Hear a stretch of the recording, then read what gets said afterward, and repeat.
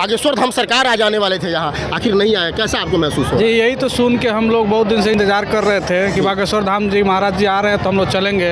हम लोग भी बहुत दूर कुशीनगर जिला से आए हुए हैं। कुशीनगर जिले से आए? कुशीनगर जिले से हम लोग आए हुए हैं और सुबह का ही आए हैं। इंतजार कर रहे हैं कि अभी तक तो आज सुबह पता चला 10-11 बजे कि नहीं आ रहे हैं, तो बहुत दुख हुआ। हम सरकार से ही मिलने आ पाए थे? हाँ, पर्सनली उन्हीं से मिलने के लिए हम लोग कुशीनगर से चले हुए थे। अच्छा कि चल रहे हैं, मुलाकात होगा, लेकिन नहीं हुआ। कितने लोग आप लोग आए हैं? हम लोग कम से कम 8-9 आदमी आए। 8-9 लोग आए? 8-9 लोग आए हैं बाइक से। मन में दुख है कहीं ना कहीं? दुख तो है, बहुत दुख है, क्योंकि हम क्या कहेंगे, बागेश्वर धाम सरकार आने वाले थे, अभी तक नहीं आए हैं, 4 बज गया है। उनके लिए तो बहुत भीड़ हुआ था, हम लोग खुद आए हैं 20 आदमी। अच्छा, अभी तक वो नहीं आए, सभी लोग निराश हैं एकदम।